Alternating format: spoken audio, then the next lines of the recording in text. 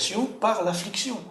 Et alors on va y aller, on va faire en sorte de souffrir, d'être un martyr pour être justifié. C'est pas du tout ce que dit Paul.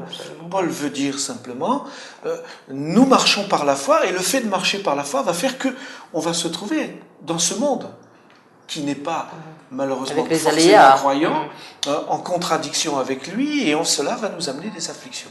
Et nous allons donc vivre par la foi dans ces afflictions, ce qui nous apportera une certaine glorification.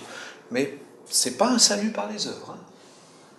Alors moi, ce que je voulais exprimer par rapport à cela, c'est que l'idée de l'affliction, les difficultés qui sont là, viennent parfois bousculer notre foi, et cette notion de persévérance est importante. En dépit des difficultés, continuer ce cheminement avec Dieu. On est dans une société, presque comme une culture, de se plaindre, de se rebiffer contre tout ce qui nous arrive, parce qu'on est habitué au confort. Donc, dès que quelque chose vient nous perturber, ça ne va plus.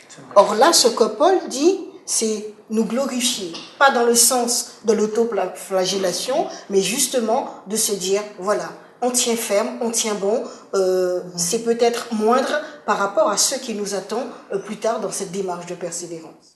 Oui, justement, pour aller dans le sens d'Enid, parce que moi, par rapport à la lecture, j'ai l'impression qu'il y a des étapes successives. Parce qu'en fait, on monte en crescendo.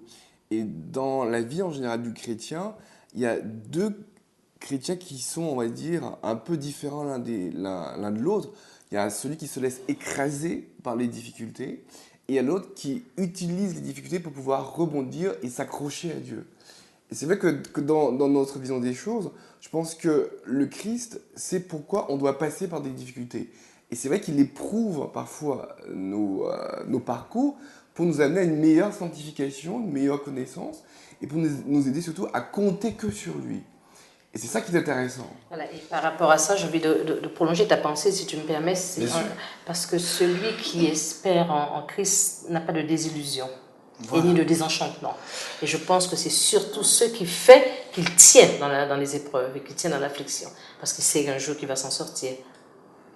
Donc Paul ici, en quelque sorte, est en train de nous dire, ce n'est pas parce que nous sommes croyants que tout va toujours être facile. Tout à fait. Il est en train de nous dire, nous aurons des afflictions, mais il faut s'accrocher. Avec Christ, on n'est pas déçu. Et on s'en sort toujours, d'une manière ou d'une autre. Et puis il y a une autre considération dont il faut tenir compte, c'est que le croyant, celui qui a l'espérance, bien sûr, il est accompagné dans sa démarche par le Saint-Esprit, qui le soutient, qui le porte. Mais il a été prouvé que le croyant a une capacité de résilience dans la souffrance qui est supérieure aux personnes qui ne sont pas croyantes. Et ça se vérifie sur le terrain. Oui, parce qu'il y a derrière une profondeur qui lui permet justement de prendre un certain recul par rapport à la souffrance, parce que Dieu va l'éclairer sur un certain nombre de choses qui lui arrivent, il va comprendre. C'est ce qu'essaye d'expliquer Paul ici, c'est que l'affliction va produire la persévérance dont on a parlé tout à l'heure, la persévérance, la victoire dans l'épreuve, et la victoire, l'espérance. Donc il y a une progression, c'est le crescendo dont tu parlais tout à l'heure, et cette progression va permettre aux chrétiens d'apercevoir la sortie du tunnel, et en s'accrochant à Christ et en rebondissant, comme tu disais tout à l'heure, et en ne se laissant pas écraser par l'épreuve, il va pouvoir en sortir. Et c'est ce que Paul veut ici, il veut qu'on comprenne, c'est que il y a des afflictions. Il était à une époque où être chrétien était aussi très difficile. Ah oui, tout à fait. Nous vivons dans un pays dit chrétien, on a quand même des facilités qu'il n'avait pas. Lui, c'était beaucoup plus dur. Mais dans notre époque, on est tellement habitué, comme on faisait remarquer tout à l'heure, au confort, c'est-à-dire on appuie sur un bouton puis ça marche, que on se dit, je suis chrétien, j'appuie sur le bouton, ça marche. Et puis mince, il m'arrive des problèmes. Alors, et non, il ne faut pas râler, il faut persévérer avec le Seigneur. Il faut sortir de cet engrenage dans lequel la société nous met et qui nous fait malheureusement être des êtres humains qui ne savent que rouspéter, qui ne savent pas supporter les difficultés. Parce que ça me fait penser justement, André, à un verset que tu as dit tout à l'heure. Tout concourt au bien de ceux qui aiment Dieu. C'est comme si effectivement la souffrance était un outil pédagogique que Dieu utilisait pour nous affermir. Et on sait de toute façon qu'avec Dieu, on a la victoire. C'est-à-dire que par toutes les difficultés qu'on va traverser, il a cette espèce de génie divin de transformer toutes les choses négatives en choses positives. Donc il ne faut jamais regarder les choses négatives comme négatives en soi, mais Dieu les transformera toujours.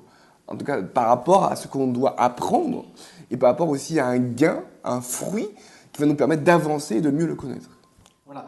Et ce qui est important, c'est que au bout de ce crescendo, il y a l'espérance. Et Paul dit, cette espérance, eh bien, elle ne trompe pas.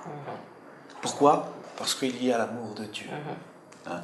Parce que l'amour de Dieu est répandu dans nos cœurs par le Saint-Esprit. La présence de Dieu, la présence du Saint-Esprit, la présence de son amour fait qu'on est convaincu.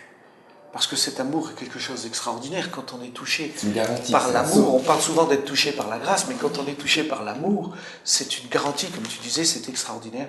Et on sait que ça ne trompe pas.